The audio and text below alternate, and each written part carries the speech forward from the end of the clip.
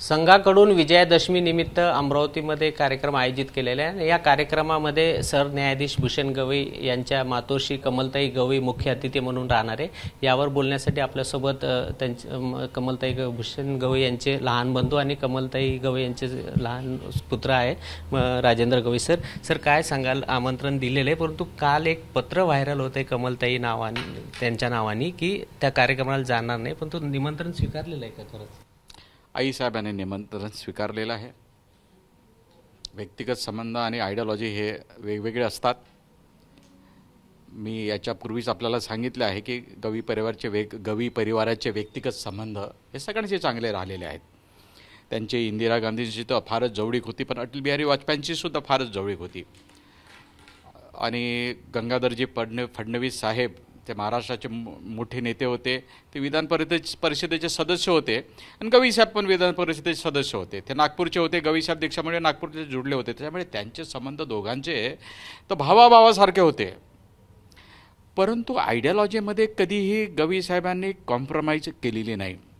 गवई साहेबांना जर सत्ता पाहिजे असेल तर याच्यापेक्षा मोठ्या मोठ्या सत्ता भेटू शकल्या असतात। गवई साहेबांना इंदिरा गांधींचा फोन आला होता त्या काळामध्ये, मला वाटतं 1977चा काळ असा होता की तुम्ही जर आमच्या पक्षामध्ये आले तर आम्ही मुख्यमंत्रीपद तुम्हाला देऊ। पण गवई साहेबांनी आपल्या पदासाठी आपला पक्ष सोडला नाही। मी स्वतः 28व्या वर्षी मी MBBS केलं आहे, पोस्ट ग्रॅज्युएट केलं आहे मी डर्मॅटॉलॉजीमध्ये।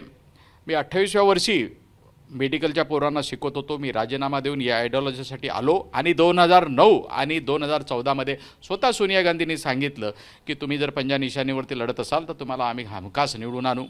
2024मध्ये नुकतंच मल्लिकार्जुन खरगे साहेबांनी त्यांच्या दिल्लीच्या बंगल्यावरती बोलावलं, आम्ही बसलो, चर्चा झाली। तू जर पंजा निशाणीवरती उभा राहत असेल तर तू खासदार होऊ शकतो, पण मी ती ॲक्सेप्ट केली नाही। कदाचित मी आज इथे खासदार असतो। तेव्हा गवई परिवाराने कधीही सत्तेसाठी आपली आयडियोलॉजी सोडलेली नाही आहे। व्यक्तिगत संबंध वेगळे असतात। आज थोडंसं म्हणजे याच्यापूर्वीही दादासाहेब गवई आणि बॅरिस्टर राजाभाऊ खोब्रागडे जे राज्यसभेचे डेप्युटी चेअरमन होते ते गेले, त्यावेळेस एवढा उहापाव झाला नाही। कारण की आता का उहापाव होत आहे की आदरणीय भूषणजी गवई इतक्या मोठ्या पदावरती गेलेले आहेत की त्याचं पोट काही गवई साहेबांच्या विरोधकांना पोटात दुखतंय आणि त्याच्यामुळे काही सोशल मीडियातर्फे ते गवई परिवाराबद्दल दादासाहेबांबद्दल उलटंसुलटं लिहित आहेत। पण जेवढं काही सोशल मीडियामध्ये निगेटिव्ह लिहिलं जातं तेवढं पॉझिटिव्ह लिहिलं जातं, त्याच्यामुळे फारशी चर्चा करायची नाही। आईसाहेबांनी निमंत्रण स्वीकारलं आहे, नकार अद्याप दिलेला नाही आहे। आईसाहेबांनी कोणताही निर्णय घ्यावा एक मुलगा म्हणून आणि रिपब्लिकन पार्टी ऑफ इंडियाचा सरचिटणीस म्हणून मी खंबीरपणे त्यांच्या पाठीमागे उभे राहील आणि मीच नाही तर माझ्या कार्यकर्त्यांसुद्धा खंबीरपणे उभे राहतील। जेवढे अँटी बोललं जाईल तेवढं पॉझिटिव्हसुद्धा बोलणारे आमच्याकडे लोक आहेत आणि कोण अँटी, प्रत्येकालाच काही ना काहीतरी अँटी असते। मी आता याबद्दल जास्त बोलणार नाही, परंतु माझी बाईट संपवण्यापूर्वी मी एकच सांगेल की अटल बिहारी वाजपेयी आणि गवई साहेबांचे मित्राचे संबंध होते। त्या काळामध्ये अटल बिहारी वाजपेयी आणि गवई साहेब जेव्हा इंटरनॅशनल कॉन्फरन्समध्ये जात होते ते एका रूममध्ये राहत होते। त्यावेळेस असा लीडरला एक वेगळी रूम भेटत नव्हती। आजकालच्या काळामध्ये वेगळी रूम भेटते, पण त्या काळामध्ये एकच 2 लोकांना शेअर करावी लागत होती आणि गवई साहेब एका बेडवरती झोपत होते, दुसऱ्या बेडवरती अटल बिहारी वाजपेयी, असे त्यांचे संबंध होते। पण जेव्हा 1999 असेल की 98 मला आठवत नाही, अटल बिहारी वाजपेयी यांच्या पंतप्रधानाची निवडणूक झाली, एकमताने पडले आणि गवई साहेबांनी ते मत अटल बिहारी वाजपेयी यांना दिलं नाही।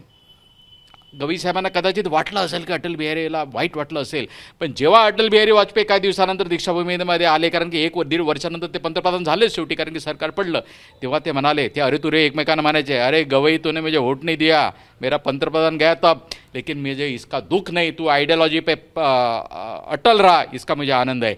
अब इस दीक्षा भूमि के लिए जितना भी फंड चाहिए, पैसा चाहिए, ये मुझे बोलो, उतना फंड मैं दूंगा। तो अलग प्रकार के उस टाइम नेते थे, इंदिरा जी गांधी थे, अटल जी थे, गंगाधर जी फडणवीस थे, बैरिस्टर राजाभाऊ खोब्रागडे साहब थे, दादा साहब रासू गवई थे। कहाँ वो लीडरशिप गई, कहाँ वो लोग गए? व्यक्तिगत संबंध, आइडियोलॉजी अलग रहे। फिर से मैं एक बार कहूँगा कि जो भी निर्णय आई साहब लेंगे उसके पीछे मैं खंबीरपणे खड़ा रहूँगा। जय भीम, जय भारत। एक शेवटचा प्रश्न फक्त, तुम्हाला असं वाटते का आईसाहेबांनी कार्यक्रमाला जावं किंवा नाही? हे बघा, प्रत्येकाचा विचार करण्याचा हक्क वेगळा आहे। मी वारंवार तुम्ही उलटं सुलटं एकच बोलाल की आयडियोलॉजी वेगळी आहे आणि व्यक्तिगत संबंध वेगळी आहे. आयडिओलॉजीमध्ये आम्ही कॉम्प्रोमाइज नाही करणार. आता निवडणुका होणार आहेत ना, सर्व धर्म समभाव पक्षासोबत आम्ही राहू. कालही होतं, आजही होतं, उद्या होतो. निर्णय घेण्याचा अधिकार त्यांना आहे, पण तो जो काही निर्णय घेईल त्या निर्णयाच्या पाठीमागे डॉक्टर राजेंद्र गवई आणि डॉक्टर राजेंद्र गवईचे लाखो कार्यकर्ते पाठीमागे राहतील. जे काही विचार घ्यायचा खंबीरपणे आईचा विचार घ्या, घाबरू नका. हे होते राजेंद्र गवई. कॅमेरामॅन अमोल देशमुख, प्रणय निर्माण, एबीपी माझा, अमरावती.